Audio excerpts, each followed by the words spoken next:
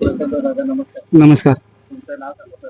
दिनेश लक्ष्मण दुधकर भाल. तुमचा सेंटर म्हणजे काही वर्षातच 2 का 3 वर्षात इंटरमध्ये खूप मोठं नाव केलं सेंटर, त्याच्याबद्दल काय बोला?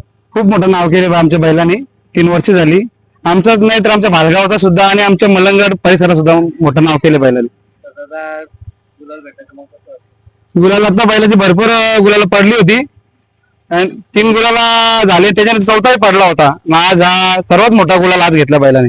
करार झाल्यापासून सर्वात मोठा गुलाल 1,12,000ची शर्यत होती आज बैलाची. दोन होतात झाले. गल्ल्यात होता बैलाच्या माझ्या छोटा माझा उलव्याचा रुपेश आणि परेश यांचा. कसं काय नियोजन झालं दादा? नियोजन आपल्या घरचं आहे हो. तर मी फोन केला, त्याही फोन केला, लगेच पैरा होतो. बाकी तुमच्या सेंटर बद्दल काय बोला? कारण की बैल एक सिंग नाही बैलाकडे तरी सुद्धा त्याच पेटणे करतो. बैलाचं एक शिंग म्हणजे आम्ही घरी ऑपरेशन केला होता. ऑपरेशन केलं म्हणून बैल 1 नंबर मध्ये पळायला आला. कोणाचाही बैलाचा शिंग मोडला असेल तर त्याची जोडायची कोशिश करू नका. ते बैला शिंग काढून घ्यायचं, ऑपरेशन करायचं, कारण दुखापत होत नाही बैलाला आणि बैल पळतो. मग दादा बैल आतून दोन्ही साईडने खूप पेटला होता, त्याबद्दल काय बोला? बैलाला आत्ता पब्लिकवर फेरा मारायचा आहे. आता जर नियोजन झाला तर बैल पब्लिकवर पळवायचा, आज फेरा मारायचा आहे.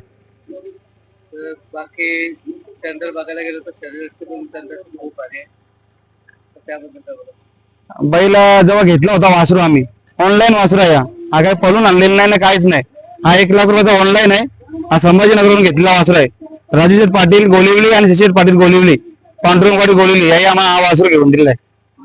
तर बाकी सेंटरचं बघायला गेलं तर त्याचं पायामध्ये तर खूपच दम आहे, स्पीड बैल खूपच जास्त असते, त्याबद्दल बैलाला खालची बैल असला का बैल पुढे दोन्हीवर पण पळतो. आता पण सुट्टी नव्हती झाली, माझ्या डायरेक्ट बॅरिगेटला टच झाला होता. सुट्टीला डायरेक्ट टच झाला होता बॅरिगेटला, पण तरी बैलाने गाडी ओढून घेतली आतून आणि गाडी लावली. दोघाही दोन्ही पळाले बैल, एकच पळाला असं नाही. एक बैल पळून कोणाची शरीर गाडी होत नाही, दोन्ही बैल पळतात तेव्हाच गाडी होते. तर आता तुम्ही जसं बैल पहिल्यांदा म्हणजे आज कॉमेडी करण्यासाठी राहुलला गाडी पण मोठी होती आणि राहुलच्या आवाजावर बैल पळतोच. आता माझ्याबद्दल काय बोलू? माझ्या विशेष नाही घ्यायचं, 4 खांदी बैल आहे तो. 2दा ती वासरू आहे, ओपनला नाव स्वतः व्हॉट्सअपवर तरी गाडी चलत नाही. पण शेवट आकाश शेठने मला फोन केला आणि मैत्रीपूर्ण आमची गाडी जमली फोनवरच. कोणी बिंजोरला नाव नव्हतं दिला आणि मग माझ्याला मी लपून ठेवला होता. एक बैल सांगू शकत होते आमची.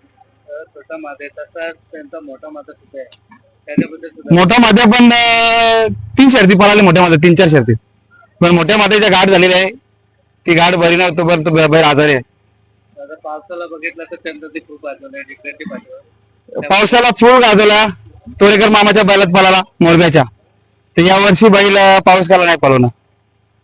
तर दादा चंद्र आपलं जास्त घाटावर दिसत नाही, त्याच्याबद्दल काय बोलू? चंद्र घाटावर बिंजोरला दिसेल, 2 ते 3 मैदानात दिसेल यावर्षी पाऊस काल्यात. त्याच्यानंतर बैल घरीच राहील. पाऊस काल्यात मी मुंबईला बी दिसणार नाही. ते बैल 3 फेऱ्यात नाही का? नाही 3 फेऱ्यात कधीच पळणार नाही बैल. आपल्या मुंबईला असला तर आपला हौशीपोटी 1 मैदान नेऊ. आता बाकी चंद्रचं बघायला झालं तर प्रत्येक आठवड्यात गुलाब घेतलं पाहिजे. हो, प्रत्येक आठ्यात गुलाल घेतो. आताच गुलाल चालू झाले. पण तेव्हा एक सांगायचं वैशिष्ट्य म्हणजे या पनवेल भागात एसके शेठ यांचा आमचा करार झालेला आहे. खूप चांगली माणसं आहेत आणि पनवेलमध्ये जेवढे गाडा मालक आहेत तेवढे चांगले आहेत.